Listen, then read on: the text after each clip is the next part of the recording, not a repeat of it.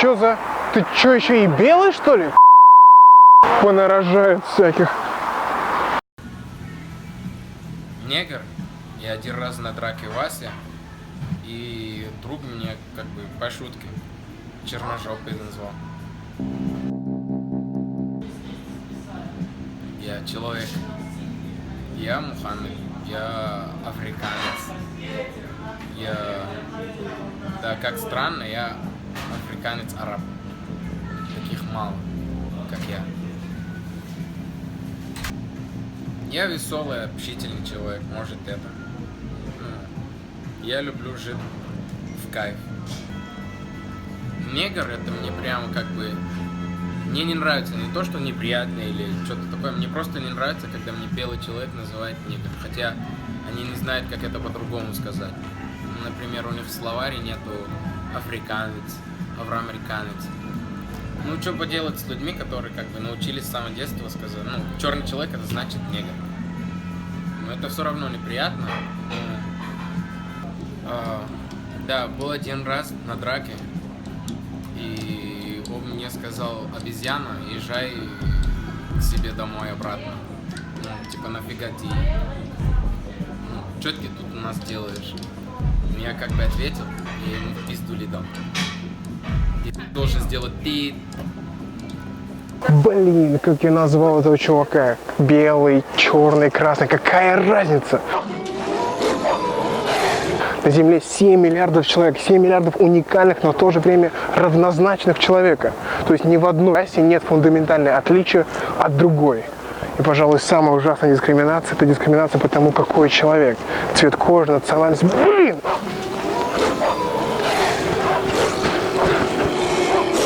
Четвертая жена, домохозяйка, кухарка.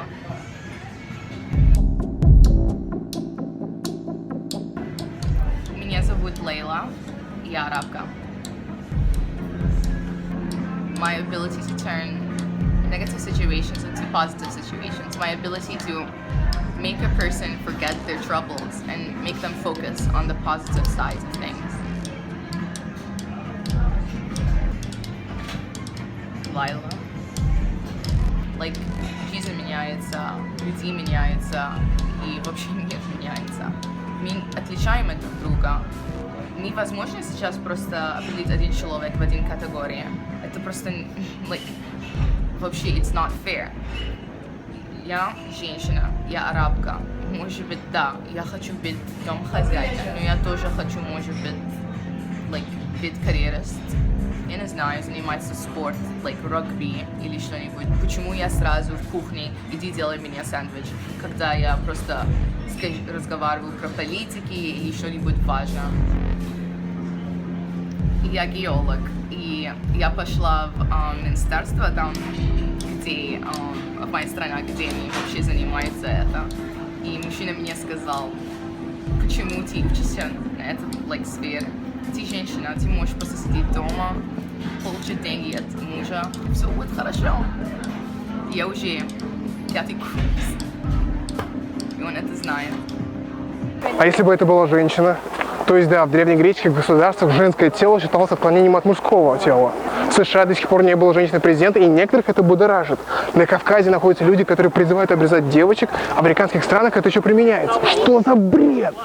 Казалось бы, коммуникативный век, но откуда находятся те, кто определяет людей по гендерному признаку? Но все же знают, что в странах, где доступное образование, девочки успевают лучше мальчиков. Да и Екатерина II добилась больше результатов, чем правитель с пубертатностью на лице. Парадокс. Странным, интересующимся тем, чем не интересуются другие ребята. Вот.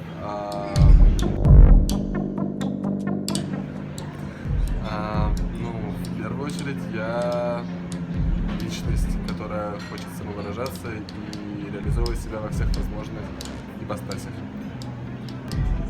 Мои таланты.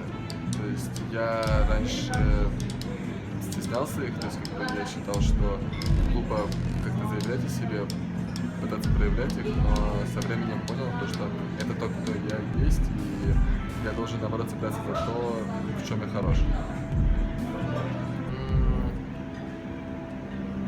самое страшное, наверное, это то, что думаю, что я как девчонка прыгаю, бегаю за какой-то косметикой или фэшн-мода и все прочее. Ну, то есть, как бы это самый глупый стереотип, который, наверное, может быть. Вот. Было все-таки в университете было на уроке английского языка, а когда я начал рассказывать о том, что интересуюсь творчеством Кристины Агилера, и девочка крикнула на весь зал, что как это так вообще, кто это, зачем, ха-ха.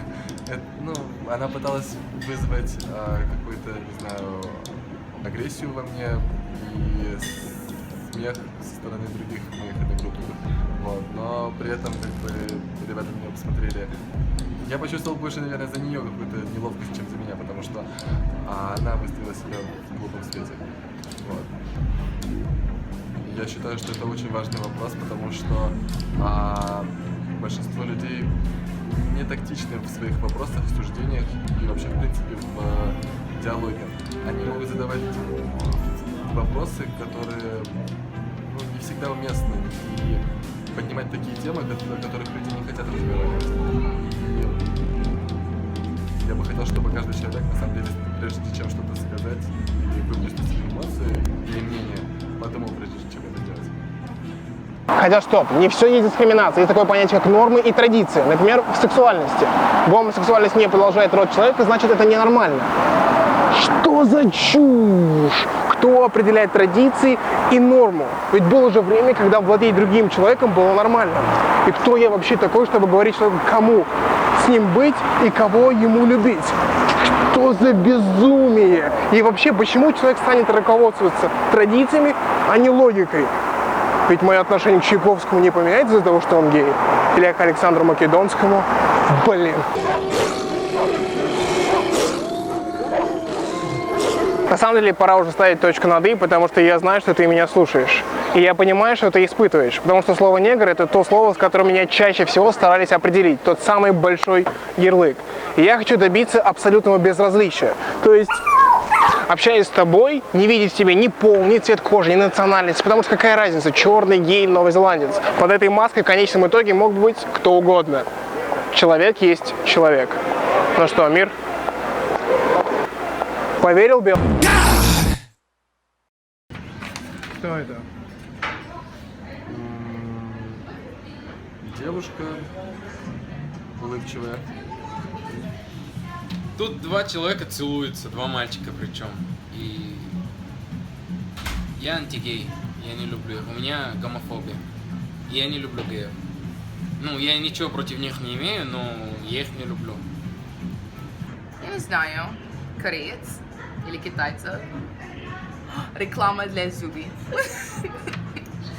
Like чистые зубы или что-нибудь.